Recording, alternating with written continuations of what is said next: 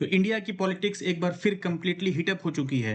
5 important states और union territory के election results ने देश की पॉलिटिकल डायरेक्शन को बदल दिया है। वेस्ट बंगाल में ममता बनर्जी फैक्टर और कॉन्स्टिट्यूशनल डिबेट, केरला में एलडीएफ वर्सेस यूडीएफ का आइडियोलॉजिकल बैटल, तमिलनाडु में द्रविडियन पॉलिटिक्स और डेवलपमेंट मॉडल, पुडुचेरी में lieutenant governor versus CM power discussion और असम में आइडेंटिटी पॉलिटिक्स, फ्लड और डेवलपमेंट का इशू। हर जगह एक ही सवाल चल रहा है, गवर्नमेंट कौन बनाएगा, नेक्स्ट सीएम कौन होगा, गवर्नर किसे ओथ दिलाएंगे, कॉन्स्टिट्यूशन क्या कहता है और अगले 5 साल में किस स्टेट का फ्यूचर सबसे ज्यादा ब्राइट दिखता है। नमस्कार दोस्तों, मैं हूं रोशन और आपके लिए मैं ले आया हूं रिसेंट इलेक्शन अपडेट, जो कि 5 स्टेट में भी जो रिसेंट इलेक्शन हुआ है उसके बारे में एक वीडियो में मैं कंप्लीट अपडेट आपको देने वाला हूं। तो और आज हम करने वाले हैं डिटेल्ड पॉलिटिकल और कॉन्स्टिट्यूशनल एनालिसिस, इलेक्शन रिजल्ट से लेकर CM selection, oath ceremony, constitutional articles, political controversy और फ्यूचर डेवलपमेंट चैलेंजेस, सब कुछ डिटेल में समझाएंगे। तो वीडियो को एंड तक जरूर देखिए, क्योंकि आज का एनालिसिस सिर्फ पॉलिटिक्स नहीं, इंडियन डेमोक्रेसी का कंप्लीट मास्टर क्लास होने वाला है। तो जैसा कि आप देख सकते हैं रिसेंट इलेक्शन अपडेट जो हमारा थंबनेल है, तो ये अभी जो 5 स्टेट में इलेक्शन हुआ है, कहाँ कहाँ हुआ है, तो वेस्ट बंगाल, असम, तमिलनाडु, केरला और पुडुचेरी। ठीक है, तो सबसे पहले हम इलेक्शन के रिजल्ट्स के बारे में देखते हैं। सबसे पहला जो हमारा रिजल्ट आया है, सबसे पहले वो देखते हैं। ये देखो, ये है वेस्ट बंगाल के इलेक्शन का रिजल्ट। तो सबसे पहले क्या है, यहाँ पे बीजेपी जो है 207 सीट लेकर सबसे ऊपर है। फिर यहाँ पे ऑल इंडिया तृणमूल कांग्रेस जो है, जो कि ममता बनर्जी जी का सरकार है, वो है 80 सीट्स यहाँ पे लाई थी, और बीजेपी जो है 260 सीट ले गए। तो टोटल यहाँ पे सीट कितना, 294 पे इलेक्शन हुआ था, जिसमें से सबसे ज्यादा सीट बीजेपी के पास था। फिर तृणमूल कांग्रेस जो कि 80 सीट के पास इसके पास है, कांग्रेस के पास 2, और बाकी जो ये छोटे मोटे पार्टीज हैं उनके पास भी है, जैसे कि एजेयूपी, CPI, communist party of India, Marxist वाला। ठीक है, अब ये देखते हैं। ये था आपका ये सारा सीट सिलेक्शन, 293 सीट्स पे जो है वो इलेक्शन हुआ था, तो जिसमें ये रिजल्ट्स आपके 207, ये 80, 2, 2, 1 और 1 ये लेके गए हैं। ठीक है, उसके बाद ये आप देखते हो तो सेकंड जो है हमारा केरला में 140 सीट पे इलेक्शन हुआ था। इलेक्शन में इंडियन नेशनल कांग्रेस यानी सबसे ज्यादा कांग्रेस के पास 163 सीट, सॉरी 63 सीट जो है कांग्रेस के पास है। सीपीआई एम यानी मार्क्सिस्ट जो है सीपीआई एम, उसके पास 26 सीट्स है। केरला में बड़ा ही मतलब वो चलता है, एक बार जो एलडीएफ वर्सेस यूडीएफ यहाँ पे मेनली चलता है, एलडीएफ वर्सेस यूडीएफ। ये है यूनाइटेड डेमोक्रेटिक फ्रंट और ये है लेफ्ट डेमोक्रेटिक फ्रंट। ठीक है, तो हमेशा एक बार सरकार यहाँ जो केरला के जो मतलब जो सबसे डेवलप्ड स्टेट जिसको माना जाता है, जो कि केरला है, यहाँ पे क्या है, एक बार यहाँ की जो पब्लिक है वो एक बार मतलब हमेशा हर साल ना गवर्नमेंट चेंज करने के लिए मानी जाती है। लेकिन 2021 में एलडीएफ 2021 से जो पिनरई विजयन का जो पार्टी है एलडीएफ, वहां से मतलब जो 2021 से ही पिनरई विजयन जो है वो सेकेंड टाइम जीत के आए थे, यानी एलडीएफ कंसेक्यूटिवली सेकंड टाइम जीत के आया था। उसके बाद इस बार जो है सबसे ज्यादा जो सीट है वो यूडीएफ के पास है, यूनाइटेड डेमोक्रेटिक फ्रंट में है। उसमें कौन कौन से पार्टी आते हैं यूनाइटेड डेमोक्रेटिक फ्रंट में, तो 63 से, जैसे कि इंडियन नेशनल कांग्रेस, ये जो यूनाइटेड डेमोक्रेटिक फ्रंट है ये लीड किया जाता है आईएनसी के द्वारा, यानी इंडियन नेशनल कांग्रेस के द्वारा। तो इसमें कौन कौन से और पार्टीज हैं, तो 63 सीट्स तो ये ले गई आईएनसी यानी इंडियन नेशनल कांग्रेस। उसके बाद इसमें आता है केरला कांग्रेस फैक्शन वाला पार्टी भी। ये देखो, यहाँ से आप दिखा सकते हो हमको, ये देखो, एक तो आपका ये हो गया यूडीएफ के अंदर, ये है Indian National Congress. Then IUML है। ठीक है, और केरला फैक्शन पार्टी भी एक है, यहाँ पे आप देख सकते हो, केरला कांग्रेस। एक एक तो आरएसएफ भी है, ये है रिवॉल्यूशनरी मार्क्सिस्ट पार्ट, ये RSP, revolutionary socialist party, RSP हो गया, आईयूएमएल हो गया, आईएनसी हो गया। ठीक है, तो ऐसे करके 3-4 पार्टी का मिक्सचर है, वो जो है वो यूडीएफ है। ऐसी एलडीएफ है, एलडीएफ के पास जैसे सीपीआई एम हो गया, ये एलडीएफ के अंदर आता है, सीपीआई एम, ये सीपीआई एलडीएफ हो गया, सीपीआई एम एलडीएफ के हो गया। ठीक है, उसके बाद आ जाएगा आपका केरला कांग्रेस, ये आपका एलडीएफ हो गया। ठीक है, तो इस तरह से यहाँ पे जो है वो चीजें हैं, तो इन सब का जोड़ के सबसे ज्यादा जो है इस बार यूडीएफ जो है, यूडीएफ जो है वो अपना जो है वो सीएम बनाएगा। ठीक है, तो हम नेक्स्ट चलते हैं। यहाँ पे देखो, पुडुचेरी में 30 सीट पे इलेक्शन हुआ था। तो यहाँ पे जो एआईएनआरसी है, ऑल इंडिया एनआर कांग्रेस जिसको बोलते हैं, वो 12 सीट लेके आगे है। फिर बाकी जो इससे मतलब सबसे फर्स्ट पोजीशन पे है, बाकी डीएमके जो है 5 सीट, बीजेपी 4, टीवीके 2, बाकी अदर पार्टीज हैं। ठीक है, फिर असम में ऐसे सबसे ज्यादा बीजेपी सीट जो है, बीजेपी जो 126 सीट पे इलेक्शन हुआ था, जिसमें सबसे ज्यादा सीट बीजेपी लेके आई है आगे। उसके बाद 19 सीट इंडियन नेशनल कांग्रेस, बाकी जो अदर पार्टीज हैं वो हैं। तो ये था अभी कहा, एक तमिलनाडु है, तमिलनाडु जिसमें कि जो अपने हीरो हैं थलापति, विजय थलापति, इनका जो टीवी के पार्टी जो है सबसे पहली बार पार्टी बनाया, उन्होंने सबसे पहली बार इलेक्शन लड़ा, जिसमें कि 108 सीट जो है ये लेके आए। हालांकि 160 इसलिए है क्योंकि 2 जगह से इलेक्शन लड़े थे, तो इनको एक जगह सीट छोड़ना पड़ेगा, तो इफेक्टिव स्ट्रेंथ जो है टीवी के का 107 है। और इस सीएम बनाने के लिए यहाँ पे 118 सीट्स का रिक्वायरमेंट है। तो अभी जो इस साल में भी और आगे मैं आपको अपडेट दे दूंगा कि इनको जो है आज यानी कि 9 मई को शाम को इनको सीएम के लिए इनको चुन लिया गया है, और कल जो है इनका स्वेरिंग इन सेरेमनी होगा कि इनका विजय थालापति का। इनको जो है अदर पार्टी ने सपोर्ट कर दिया है, मैं उसको भी डिटेल में आगे बताऊंगा, पहले आप रिजल्ट देख लो। ठीक है, तो ये था आपका 5 स्टेट का पहले इलेक्शन रिजल्ट। तो सबसे पहले हम बात करते हैं वेस्ट बंगाल की। ठीक है, सबसे पहले हम वेस्ट बंगाल की बात करते हैं। तो वेस्ट बंगाल में जो आज जो है वो शुवेंदु अधिकारी जो कि बीजेपी से हैं, उन्होंने है अपना स्वेरिंग इन सेरेमनी उनका हो गया है। जो गवर्नर हैं वो ओथ दिलाते हैं, और इसको सीएम को, इनका स्वेरिंग इन सेरेमनी हो गया है। और आज आज के अपडेट है, शुवेंदु अधिकारी जो है वो यहाँ पे अब सीएम बन चुके हैं। कहाँ पे? कोलकाता के अंदर। ठीक है, मतलब वेस्ट बंगाल के अंदर। ठीक है, तो सबसे पहले बात करते हैं वेस्ट बंगाल की। थोड़ा सा मैं इसका बैकग्राउंड बताता हूँ। जो इंडिया की सबसे पॉलिटिकल इंटेंस स्टेट में से एक मानी जाती है, वेस्ट बंगाल का इलेक्शन सिर्फ सीट्स का बैटल नहीं था। यहाँ आइडियोलॉजी, रीजनल प्राइड और इमोशनल पॉलिटिक्स भी इक्वली इंपॉर्टेंट होती है। ठीक है, तो इस बार इलेक्शन कैंपेन में women welfare scheme, unemployment, corruption वगैरह का जो न्यूज आप लोग सब देख ही रहे होंगे, वो सब था। तो इलेक्शन का सबसे बड़ा फेस रही ममता बनर्जी, जिन्हें सपोर्टर्स ग्रास रूट्स लीडर और वेलफेयर पॉलिटिक्स की स्ट्रॉन्ग सिंबल मानते हैं, क्योंकि यहाँ पे बहुत दिनों से यही मतलब काफी मेरे ख्याल से 15 साल से के आसपास है ये। ममता बनर्जी यहाँ पे जो वो है शासन में थी। तो उनके सपोर्टर्स जो है वो कहते हैं कि यहाँ पे वुमेन स्कीम्स काफी सक्सेसफुल रही थी, रूरल सपोर्ट स्ट्रॉन्ग रहा था, और बंगाली आइडेंटिटी पॉलिटिक्स ने उनको एडवांटेज दिया था। जबकि अपोजिशन का एलिगेशन था कि इंडस्ट्रीज बंगाल से बाहर जा रही हैं, इन्वेस्टमेंट क्लाइमेट वीक हुआ है और पॉलिटिकल क्लैशेस बढ़े हैं। तो इलेक्शन रिजल्ट के बाद सबसे बड़ा सवाल ये बना यहाँ पे कि गवर्नमेंट कौन फॉर्म करेगा और ममता बनर्जी फिर से सीएम बनेंगी या नहीं, क्योंकि ममता बनर्जी ये कह रही थी कि मैं अपनी रिजिग्नेशन नहीं दूंगी। तो कॉन्स्टिट्यूशन के अकॉर्डिंग अगर किसी पार्टी या अलायंस के पास मेजोरिटी होती है तो उसके एमएलए लेजिस्लेटिव पार्टी मीटिंग में अपना लीडर चूज करते हैं, और उसके बाद गवर्नर उस लीडर को गवर्नमेंट बनाने के लिए इनवाइट करते हैं। ठीक है, तो इसी बीच जो है कॉन्स्टिट्यूशनल डिबेट भी देखने को मिला कि सीएम कब तक पावर में रह सकता है। आर्टिकल 172 के अकॉर्डिंग स्टेट लेजिस्लेटिव असेंबली का टेन्योर 5 साल का होता है। ठीक है, लेकिन 5 साल कब से? तो 5 साल होता है फर्स्ट मीटिंग से, मतलब कि, लेकिन इंपॉर्टेंट बात यह है कि ये काउंटिंग इलेक्शन रिजल्ट डेट से नहीं, मतलब इलेक्शन का रिजल्ट आ गया उसके डेट से नहीं, ना कि ओथ सेरेमनी से।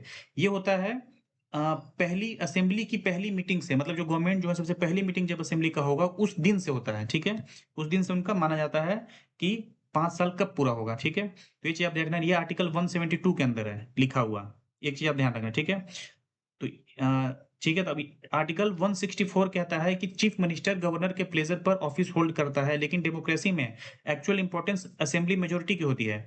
अगर सीएम के पास मेजोरिटी सपोर्ट है, ध्यान से समझना, अगर सीएम के पास मेजोरिटी सपोर्ट है तो गवर्नर जनरली उनको कंटिन्यू करने देता है। लेकिन मेजोरिटी लूज होने, फ्लोर टेस्ट फेल होने या असेंबली टेन्योर खत्म होने पर कॉन्स्टिट्यूशनल सिचुएशन कंप्लीटली चेंज हो सकती है। इलेक्शन रिजल्ट के बाद गवर्नर चीफ मिनिस्टर को ओथ दिलाता है, और फिर सीएम की रिकमेंडेशन पर कैबिनेट मिनिस्टर को भी ओथ दिलाई जाती है। ओथ के दौरान सीएम कॉन्स्टिट्यूशन प्रोटेक्ट करने और इम्पार्शियल गवर्नेंस का प्रॉमिस करता है। अब बंगाल की नई गवर्नमेंट के सामने सबसे बड़ा चैलेंजेस उनके होंगे, जो अगर आगे के जो चैलेंजेस है जो मैं इलेक्शन मैनिफेस्टो में था, तो उसको पूरा करने का चैलेंज होगा। तो ये था पूरा यहाँ का इलेक्शन अपडेट। तो आर्टिकल, सबसे पहले देखो आर्टिकल 164 के तहत जो है, आर्टिकल 164 के तहत क्या होता है, चीफ मिनिस्टर जो है वो मतलब work on the pleasure of the governor. ठीक है, ये चीज ध्यान रखना। आर्टिकल 172 के अंदर टेन्योर, टेन्योर लिखा हुआ है। ये क्या लिखा हुआ है? टेन्योर। टेन्योर कितने साल का होता है? तो 5 ईयर्स का होता है। ठीक है, starting from the date of the first meeting of the legislative assembly. ठीक है, ये चीज ध्यान रखना। आर्टिकल 164 के तहत जो है प्लेजर ऑफ गवर्नर पे सीएम जो है वर्क करता है।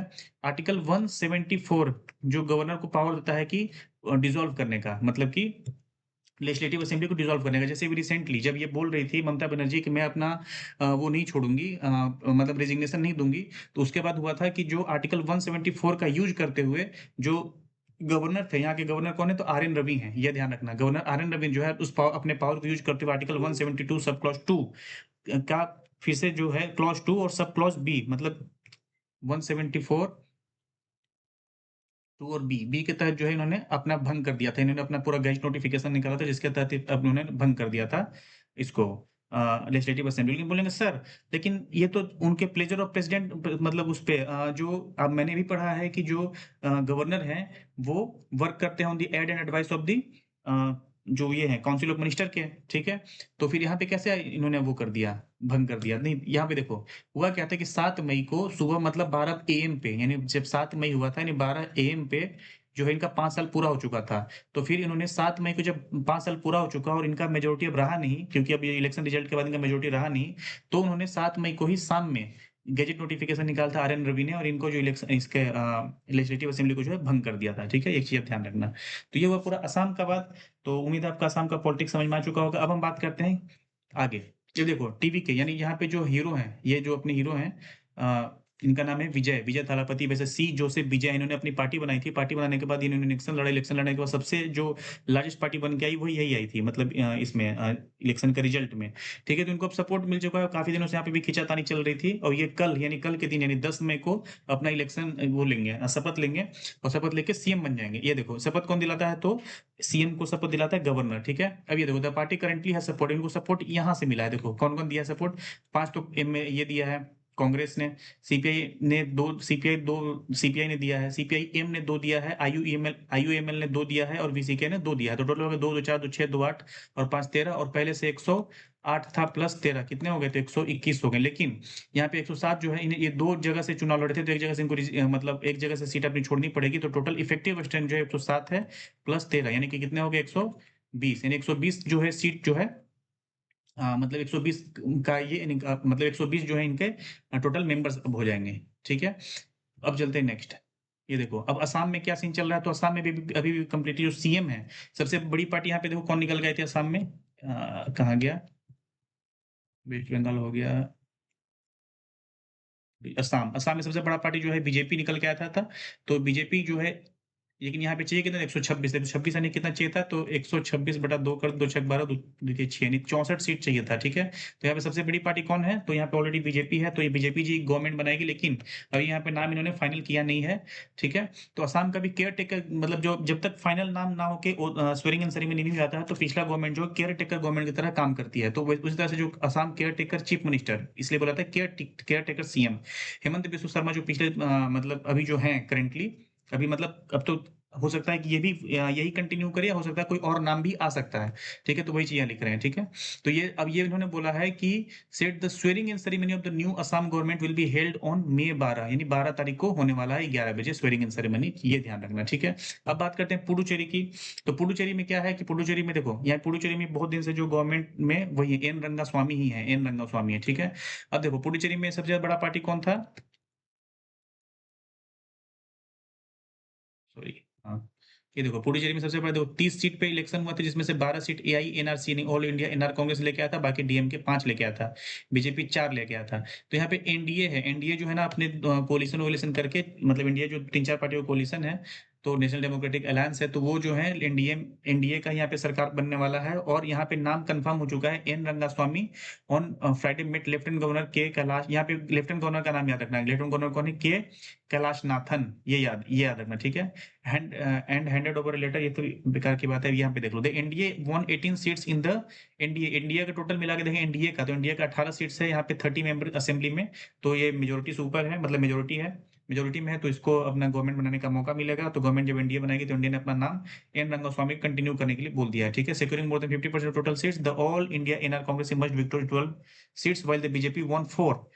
ठीक है, ये सब लिखा हुआ है। तो private to the staking claim, a consultative meeting of India legislators was held at a private hotel where Rangaswamy was unanimously chosen as the CM candidate। मतलब हर तरह सबके द्वारा इन्होंने यूनिनमसली इनको चूज कर लिया गया है सीएम कैंडिडेट रंगास्वामी को। ठीक है, तो following this Rangaswamy made the LG resubmitting the letter support from the alliance party, making record 5th time he has a staked claim to form a government in Puducherry। 5वीं बार ये जो है, ये गवर्नमेंट जो है वो अपना सीएम बनाएगी। ठीक है, तो ये चीज आप ध्यान रखना। तो अब बात करते हैं, अभी एक और रहेगा आपका केरला का।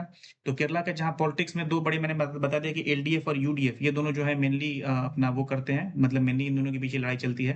तो एलडीएफ यानी लेफ्ट डेमोक्रेटिक फ्रंट, और यूडीएफ यानी यूनाइटेड डेमोक्रेटिक फ्रंट। ठीक है, यहाँ पे कौन होता है, एलडीएफ, केरला के बारे में मैं बता रहा हूँ आपको। ठीक है, और यहाँ पे होता है एक यूडीएफ। ठीक है, तो एलडीएफ और यूडीएफ, तो दो यहाँ पे 2 फ्रंट हैं। तो केरला में 2021 से पिनरई विजयन की एलडीएफ गवर्नमेंट, यानी कि पिनरई विजयन यहाँ पे है। ठीक है, एलडीएफ गवर्नमेंट। ठीक है,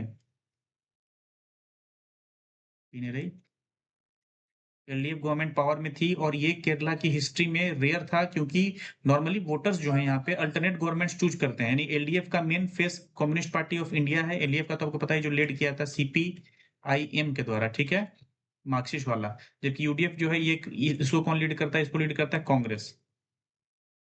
ठीक है, ये चीज ध्यान रखना। तो इस बार इलेक्शन में जो बाकी जो मुद्दे थे, आपने देखा ही होगा कि अनएम्प्लॉयमेंट था, राइजिंग डेट था, वेलफेयर स्कीम्स थे, फ्यूल प्राइसेस थे, और भी चीजें जो थे, मुद्दा ये सब था ही। तो अभी जो है केरला के नेक्स्ट सीएम फेस के रूप में वीडी सतीशन और कांग्रेस लीडरशिप के कुछ सीनियर नेम्स डिस्कस किए जा रहे हैं। नई गवर्नमेंट के सामने बिगेस्ट चैलेंजेस रहेंगी, जो भी वो इलेक्शन मैनिफेस्टो में दिए हैं। बाकी अभी यहाँ पे नेम अभी जो है कांग्रेस ये यूडीएफ की तरफ से प्रॉपर भी नाम आया नहीं है कि किसको जो सीएम बनाया जाएगा। तो ये चीज था, तो मैंने कहा आप लोग सबके साथ अभी अपडेट दे दूं। तो ये अभी तक का ये अपडेट था, और उम्मीद है आप अपना जो है आपको समझ में आ गया होगा क्लास। अभी तक का जितने भी इलेक्शन के रिजल्ट्स हैं, उसको लेकर जो भी डाउट है वो क्लियर हो गया होगा, और अभी जो भी डेवलपमेंट्स हैं वो भी आगे क्लियर हो गया होगा। और जैसे जैसे अभी डेवलपमेंट में जो भी चीजें अभी आएंगी, मैं आपको एक दिन इससे रिलेटेड जो भी इंपॉर्टेंट आर्टिकल्स हैं सब कुछ आपको एक दिन मैं आपको क्लियर कर दूंगा और आपको बता दूंगा, ताकि आपको ध्यान रहे। ठीक है, तब तक के लिए thank you and all the best.